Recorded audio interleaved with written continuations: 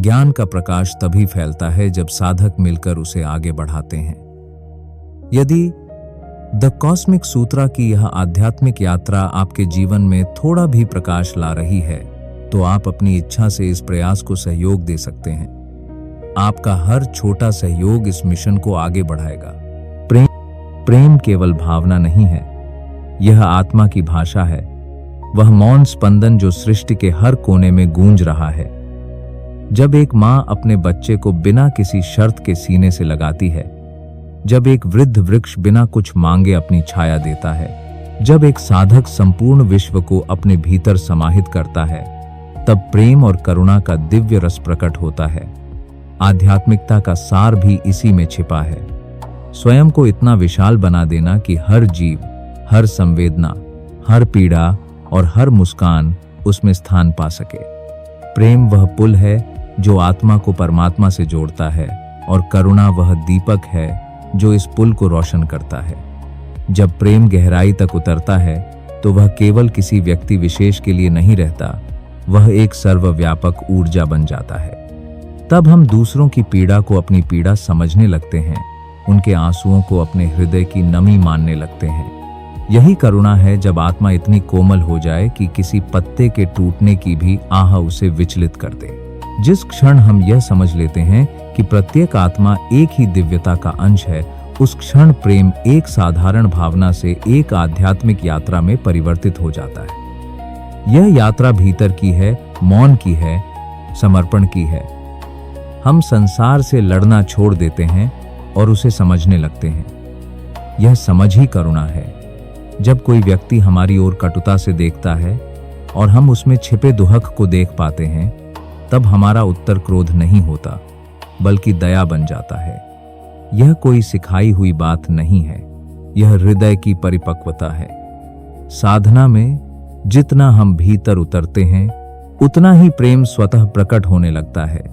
यह प्रेम किसी के आकर्षण का नहीं होता, यह चेतना की स्थिति बन जाता है।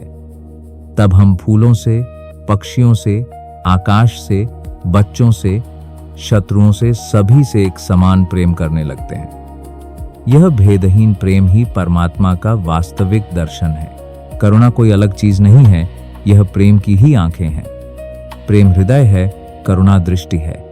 जब प्रेम जागृत होता है, तब करुणा अपने आप बहने लगती है, और यह करुणा जब कर्मों में उतरती है, तब संसार बदलने लगता है। एक संत ने कहा था, तुम एक दिया बनो और अंधेरे को कोसना बंद करो। प्रेम और करुणा यही दीपक हैं जो हमारे भीतर जलकर बाहरी अंधकार को मिटा सकते हैं। आज संसार को शस्त्रों की नहीं, प्रेम की आवश्यकता है। आज धर्मों की नहीं, करुणा की जरूरत है। जो धर्म प्रेम और करुणा को नहीं सिखाता, वह केवल शब्दों का बोझ है। और जो व्यक्ति इन दो गुणों को आत्मसात कर लेता है, वह एक चलते फिरते मंदिर में बदल जाता है।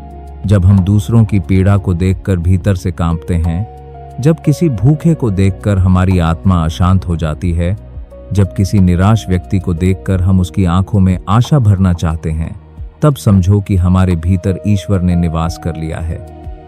आध्यात्मिक उन्नति का अर्थ योग, ध्यान, मंत्र और तप ही नहीं है। इसका सार तब प्रकट होता है जब हम संसार के हर जीव को अपने हृदय में स्थान दे पाते हैं। एक सच्चा साधक कभी किसी को छोटा या हीन नहीं समझता, क्योंकि वह जानता है कि एक ही आत्मा हर रूप में प्रकट हो रही है। प्रेम ही वह दृष्टि देता है जिससे हर व्यक्ति एक दर्पण बन जाता है, और उस दर्पण में हम स्वयं को देख पाते हैं। यह प्रेम कोई तर्क या सिद्धांत नहीं है, यह अनुभूति है। और करुणा उस अनुभूति का विस्तार है। जो प्रेम करता है, वह कभी हिंसा नहीं कर सकता। जो करुणामय होता है, वह कभी घृणा नहीं कर सकता, क्योंकि प्रेम में कोई मैं नहीं होता और करुणा में कोई तू नहीं रहता। वहां केवल हम होता है, एकता की अनुभूति। यही एकता हमें मोक्ष की ओर ले जाती है। प्रेम से प्रारंभ होकर करुणा तक पहुंचने वाला हर मार्ग एक ही गंतव्य की ओर जाता है, आत्मा की पूर्णता। और इस पूर्णता को पाने के लिए हमें कोई लंबा ग्रंथ नहीं पढ़ना पड़ता, कोई जटिल विधि नहीं अपनानी पड़ती, केवल हृदय को खोलना होता है, प्रेम को बहने देना होता है। और करुणा को अपने आचरण में ढाल लेना होता है। यही साधना है, यही तप है, यही धर्म है। जब प्रेम और करुणा जीवन का मूल बन जाते हैं, तब व्यक्ति भीतर से इतना पूर्ण हो जाता है कि उसे कुछ भी पाने की इच्छा नहीं रहती, न सम्मान की, न विजय की, न अधिकार की। वह केवल देना चाहता है, बहना चाहता है और उस शांति में विलीन हो जाना चाहता है जहां मैं और मेरा जैसी कोई पहचान नहीं बचती। यही वह अवस्था है जहां आत्मा का मेल ब्रह्म से होता है। वहां कोई द्वंद्व नहीं रहता, कोई अपेक्षा नहीं रहती, केवल समर्पण और एक अद्भुत मौन होता है। इस मौन में ही ईश्वर प्रकट होता है, प्रेम के स्पर्श से, करुणा के कंपन से। जब एक साधक इतने मौन में उतरता है कि वह दूसरों की धड़कनों को अपने भीतर सुन सकता है, तब वह उस आत्मिक ऊंचाई को छू लेता है जहां हर जीव उसके लिए एक परमात्मा का अंश बन जाता है। प्रेम को हमने बहुत सीमित कर दिया है, रिश्तों के बंधनों में, शब्दों के तंतुओं में, सामाजिक परिभाषाओं में। परंतु सच्चा प्रेम वह है जो सीमाओं को तोड़ दे, जो हर दिशा में प्रवाहित हो, जैसे नदियां पर्वतों से निकलकर मैदानों, जंगलों, नगरों से बहती हुई समुंदर में समा जाती हैं। ऐसा प्रेम जब हृदय में जागता है तो वह स्वयं को नहीं देखता, केवल दूसरों को देखता है। उसमें अपनी खुशी दूसरे की मुस्कान में छिपी होती है। उसमें कोई शिकायत नहीं होती, कोई मांग नहीं होती, बस समर्पण होता है, मौन सेवा होती है। और यहीं से करुणा जन्म लेती है। करुणा वह शक्ति है जो टूटे हुए को जोड़ती है, बिखरे हुए को समेटती है और सूने मन को फिर से जीने की प्रेरणा देती है। प्रेम और करुणा के बिना धर्म केवल शब्दों का संग्रह रह जाता है और साधना केवल कर्म कांड। लेकिन जब ये दोनों गुण आत्मा में बस जाते हैं, तब साधना जीवित हो उठती है। तब हर श्वास एक प्रार्थना बन जाती है, हर दृष्टि एक आशीर्वाद।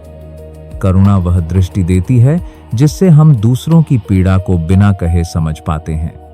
यह केवल संवेदना नहीं है, यह एक गहरी अनुभूति है जहां हम यह जान लेते हैं कि कोई भी पीड़ा केवल उस व्यक्ति की नहीं होती, वह समष्टि की होती है, वह हमारी भी होती है। जब एक पत्ता भी वृक्ष से टूटकर गिरता है तो संपूर्ण सृष्टि की ऊर्जा एक क्षण के लिए कांप जाती है। यही करुणा की सूक्ष्म शक्ति है। प्रेम से मन निर्मल होता है और करुणा से कर्म पवित्र। प्रेम हमें भीतर से उज्ज्वल करता है और करुणा उस उज्ज्वलता को बाहर प्रकट करती है। यही कारण है कि जिन महापुरुषों ने प्रेम और करुणा को अपने जीवन का आधार बनाया, वे युगों तक स्मरण किए जाते हैं। जैसे बुद्ध, जो युद्ध नहीं लड़े पर सबसे बड़े योद्धा थे क्योंकि उन्होंने क्रोध पर विजय पाई। जैसे महावीर, जिन्होंने किसी को बांधा नहीं लेकिन अंधकार को मुक्त किया। जैसे यीशु, जिन्होंने सूली पर चढ़ते हुए भी अपने शत्रुओं के लिए क्षमा मांगी। यह प्रेम और करुणा की ही पराकाष्ठा है। जब कोई पीड़ा में होकर भी दूसरों के लिए दुआ करता है, जब कोई चोट खाकर भी दूसरों को मरहम देता है। प्रेम और करुणा केवल भावनात्मक अनुभव नहीं है, ये आध्यात्मिक शक्तियां हैं। ये आत्मा को परमात्मा से जोड़ने वाले सेतु हैं। जब ये शक्तियां हमारी चेतना में जागृत होती हैं, तब हम सामान्य मानव से ऊपर उठकर एक दिव्य अस्तित्व में प्रवेश करते हैं। वहां हमारी पहचान किसी नाम, जाति, धर्म या विचार से नहीं होती। वहां हमारी पहचान केवल उस आभा से होती है जो हमारे प्रेम और करुणा से निर्मित होती है। यही कारण है कि एक सच्चे साधक के पास कोई दिखावटी ज्ञान नहीं होता, पर उसके मौन से भी लोग शांति पा लेते हैं। उसकी मुस्कान में ईश्वर की करुणा होती है और उसके स्पर्श में प्रेम का अमृत। अगर संसार में कहीं भी कोई स्थान ऐसा है जहां ईश्वर को प्रत्यक्ष रूप में देखा जा सकता है, तो वह है एक करुणामय हृदय। एक ऐसा हृदय जो दूसरों की वेदना से अश्रुपूरित हो जाए और फिर उन्हीं आंसुओं से उन्हें नवजीवन दे। यही वह प्रेम है जो आध्यात्मिकता का मूल है, और यही वह करुणा है जो मोक्ष का द्वार खोलती है। जब कोई आत्मा प्रेम और करुणा के मार्ग पर पूरी तरह उतर जाती है, तब उसका जीवन एक चलते फिरते तीर्थ बन जाता है। वह जहां भी जाती है, वहां वातावरण बदलने लगता है। उसके शब्दों में झंकार नहीं, पर सुकून होता है। उसकी उपस्थिति में न कोई प्रवचन होता है, न कोई ज्ञान की चर्चा, फिर भी जो उसके समीप आता है उसका हृदय शांत होने लगता है। यह शांति कोई बाहरी उपायों से नहीं आती, यह भीतर से फूटती है, उस प्रेम के स्रोत से जो बिना रुके बहता रहता है, उस करुणा की धार से जो हर सूखे मन को सींच देती है। आध्यात्मिक रूपांतरण का यही रहस्य है, जब आप अपने भीतर की सीमाओं को तोड़कर समष्टि के साथ एकाकार हो जाते हैं। एक साधक जब प्रेम करता है तो वह केवल किसी व्यक्ति विशेष से नहीं करता, वह उस चेतना से करता है जो हर रूप में विद्यमान है, पशु में, पक्षी में, वृक्षों में, नदियों में और स्वयं अपने शत्रु में भी। यही कारण है कि सच्चा प्रेम कभी द्वेष नहीं करता, वह न्याय नहीं करता, वह केवल स्वीकार करता है।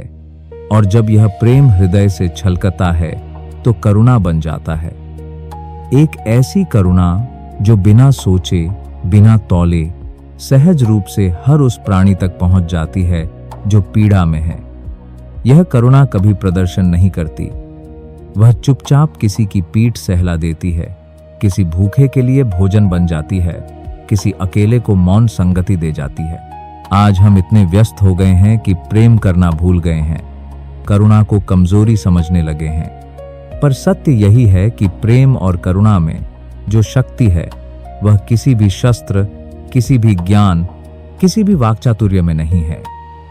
एक प्रेम से भरी हुई दृष्टि, एक करुणामय मौन, एक सच्चा स्पर्श, ये सब किसी के टूटे जीवन को फिर से जोड़ सकते हैं। यही आध्यात्मिकता है, जोड़ना, समेटना, सहलाना।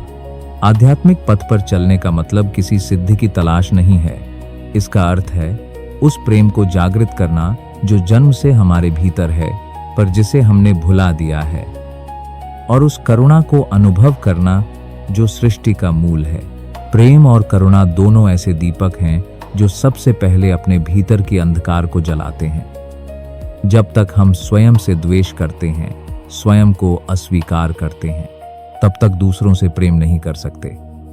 इसीलिए साधना का पहला चरण है आत्मस्वीकृति। जब हम स्वयं को पूरी तरह स्वीकार कर लेते हैं, अपने दोषों, दुखों और सीमाओं सहित, तब प्रेम का द्वार खुलता है। और जब वह द्वार खुलता है तो बाहर की सारी सीमाएं टूट जाती हैं। तब कोई पराया नहीं रहता, कोई परिभाषा नहीं बचती, बस करुणा होती है बहती हुई, सहज, निर्मल। तब आप किसी को दुख में देखकर कह नहीं पाते कि मैं तेरी मदद कर रहा हूं। आप कहते हो, मुझे भी उसी दुख का अनुभव हो रहा है, तू और मैं अलग नहीं है। इसी बोध से करुणा का जन्म होता है, बोध कि हम सब एक ही चेतना के अंश हैं।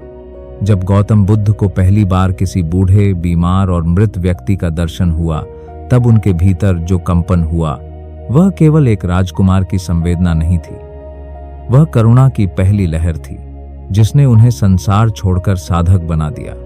यह करुणा ही थी जिसने उन्हें बुद्ध बनाया, और यही करुणा हर आत्मा को उसकी पूर्णता की ओर ले जा सकती है। प्रेम साधक को जल बनाता है जो बहता है, जो जीवन देता है, और करुणा उसे वायु बनाती है जो सबको छूती है, सबको अपनी गोद में समेटती है। जब तक हमारे भीतर प्रेम नहीं, तब तक भक्ति अधूरी है। जब तक करुणा नहीं, तब तक सेवा केवल कर्मकांड है। और जब ये दोनों एक साथ प्रकट होते हैं, तब साधना को पंख लग जाते हैं। तब वह केवल स्वयं के मोक्ष की खोज नहीं रह जाती, वह सबके कल्याण की आकांक्षा बन जाती है। यही असली तप है, उस दुख को भी गले लगा लेना जो तुम्हारा नहीं है, उस आंसू को भी पोंछ देना जिसे तुमने नहीं बहाया है। यही प्रेम की परिपक्वता है, यही करुणा की पराकाष्ठा है, और यही वह अवस्था है जहां आत्मा पहली बार परमात्मा से संवाद करती है, बिना शब्दों के, बिना संदेह के, केवल मौन में। जब प्रेम और करुणा की लौ भीतर जलती है तो साधक का हृदय एक मंदिर बन जाता है। वहां कोई मूर्ति नहीं होती, कोई आरती नहीं होती, पर हर धड़कन एक जप बन जाती है, हर सांस एक प्रार्थना। उस हृदय में जो भी प्रवेश करता है वह हल्का होकर लौटता है, जैसे किसी तीर्थ में स्नान करके आत्मा शुद्ध हो गई हो। यह प्रेम और करुणा की शक्ति ही है जो एक सामान्य मनुष्य को संत बना देती है और संत को देवता। यह वो साधना है जो शास्त्रों में नहीं पढ़ाई जाती, जो किसी परंपरा की सीमाओं में नहीं आती। यह भीतर के मौन में प्रकट होती है, जब आत्मा आत्मा से मिलती है। आज का मानव जितना विज्ञान में आगे बढ़ा है, उतना ही भीतर से सूखा और खोखला हो गया है। तकनीक ने हमें जोड़ने का भ्रम दिया है, पर असल में हम भीतर से एक दूसरे से दूर होते चले जा रहे हैं। हम एक दूसरे को देख तो सकते हैं, सुन सकते हैं, पर महसूस नहीं कर पाते, क्योंकि प्रेम सूख गया है और करुणा मर चुकी है। यही आज की सबसे बड़ी आध्यात्मिक त्रासदी है। जब मनुष्य दूसरे की पीड़ा को देखकर चुप रहता है, जब भूखे को देखकर मन में कोई तरंग नहीं उठती, जब किसी की आंखों में आंसू देखकर भी हम अपने मोबाइल स्क्रीन में खोए रहते हैं, तब हमें समझ लेना चाहिए कि हम आध्यात्मिक रूप से मृत हो चुके हैं। साधना का अर्थ सिर्फ ध्यान लगाना नहीं है, केवल मंत्रों का जप करना नहीं है। साधना का अर्थ है हृदय को इतना कोमल बनाना कि वह हर जीव के दुख में भीग जाए, और इतना विशाल बनाना कि उसमें पूरी सृष्टि समा जाए। यह कोई कल्पना नहीं है, यह यथार्थ है जिसे संतों ने जिया है। एक महात्मा जब किसी अजनबी के लिए भी रो सकता है, तो वह कोई अभिनय नहीं कर रहा होता, वह करुणा के समुद्र से बह रहा होता है। वह जानता है कि आत्मा की सबसे बड़ी पहचान यही है, प्रेम देना और करुणा के जल से दूसरों को सींचना। अगर हम अपने जीवन में आध्यात्मिक उन्नति चाहते हैं, तो सबसे पहले अपने भीतर बैठे उस कठोरता को पहचानना होगा जो दूसरों की पीड़ा को उनका भाग्य कहकर अनदेखा कर देता है। यह कठोरता हमारे भीतर उस समय से जमा होने लगती है जब हम दूसरों से प्रेम करने में डरने लगते हैं, जब हम ठुकराए जाने के डर से, धोखा खाने के डर से अपने हृदय के द्वार बंद कर लेते हैं। लेकिन ध्यान रखना, प्रेम एक साहसिक यात्रा है, करुणा एक त्यागमयी तपस्या है। इसमें धोखा भी मिलेगा, ठोकर भी लगेगी, परंतु अंततः आत्मा को वह अनुभव होगा जो किसी ग्रंथ में नहीं लिखा कि तुम केवल मांस और हड्डी नहीं हो, तुम एक चलती फिरती दिव्यता हो। बुद्ध ने कहा था, अगर तुम्हारे पास प्रेम नहीं है तो तुम्हारा ध्यान केवल मन की एक कसरत है। यह बात सीधी है पर गहरी है। ध्यान तब फलदायी होता है जब उसमें करुणा की जड़ें हों। प्रेम विहीन ध्यान और करुणा विहीन सेवा दोनों ही निर्जीव हैं। लेकिन जब प्रेम ध्यान बन जाता है और करुणा सेवा बन जाती है, तब साधक के चरण जहां पड़ते हैं वहां फूल उगते हैं। तब कोई प्रयास नहीं करना पड़ता। प्रेम स्वयं राह दिखाता है, करुणा स्वयं राह बनाती है। प्रेम और करुणा को साधने का कोई शॉर्टकट नहीं है। ये केवल अभ्यास से, जागरूकता से और निरंतर आत्मनिरीक्षण से आते हैं। जब भी तुम क्रोधित हो, ईर्ष्यालु हो, द्वेष में हो, वहीं रुक जाओ और अपने भीतर झांको। वहां प्रेम की कोई चिंगारी दिखाई दे तो उसे हवा दो। अगर करुणा की कोई बूंद मिले तो उसे मोती बनाकर आंखों तक ले आओ। जब यह अभ्यास जीवन का हिस्सा बन जाए, तब साधक धीरे धीरे संवेदनशील होने लगता है, और संवेदनशीलता ही आध्यात्मिकता की असली सीढ़ी है। जैसे कोई कलाकार जब चित्र बनाता है तो उसमें रंगों से अधिक भावनाएं भर देता है, वैसे ही एक साधक जब प्रेम और करुणा से भरा होता है तो उसके कर्म भी एक आध्यात्मिक चित्र बन जाते हैं, सुंदर, मौन और सजीव। तब उसका जीवन एक उपदेश बन जाता है, बिना बोले, बिना किसी व्याख्यान के। यही वह अवस्था है जहां धर्म, योग, ध्यान, सेवा सब एक हो जाते हैं और जीवन अपने आप में एक साधना बन जाता है। जब कोई साधक प्रेम और करुणा की अंतिम अवस्था में पहुंचता है तो वह स्वयं एक मार्ग बन जाता है, एक ऐसा प्रकाश पथ जिस पर चलकर और भी आत्माएं अपने सत्य की ओर बढ़ सकती हैं। उस अवस्था में व्यक्ति के भीतर न कोई घृणा बचती है, न कोई द्वेष, न ही किसी के प्रति अपेक्षा।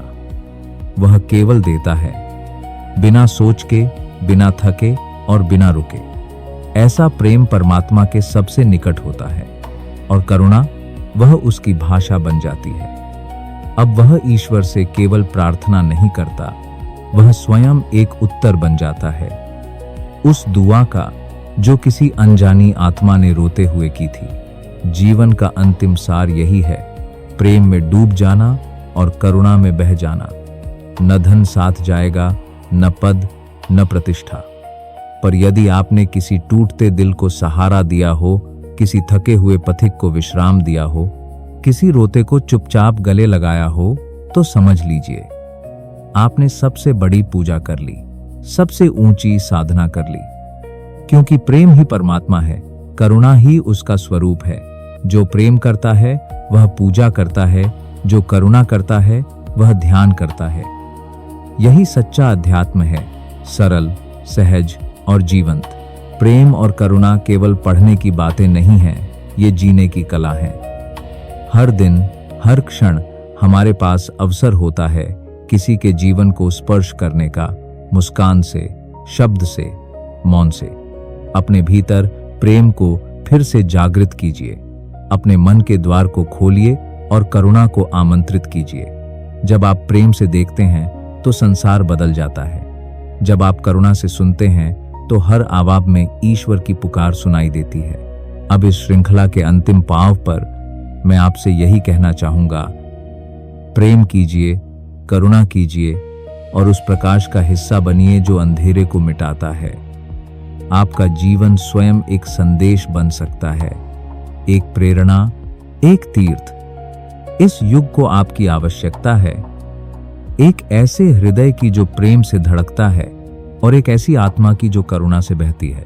अगर आपको यह यात्रा थोड़ी भी प्रेरणादायक लगी हो तो कृपया इस वीडियो को लाइक कीजिए, शेयर कीजिए ताकि और भी लोग प्रेम और करुणा के इस सुंदर मार्ग को जान सकें। और ऐसे ही आध्यात्मिक विषयों पर गहराई से बात करने के लिए हमारे चैनल को सब्सक्राइब करना न भूलें। आपका समय, आपका मन और आपका साथ, यही इस साधना की सबसे बड़ी उपलब्धि है। ईश्वर आपको प्रेम और करुणा से भर दे।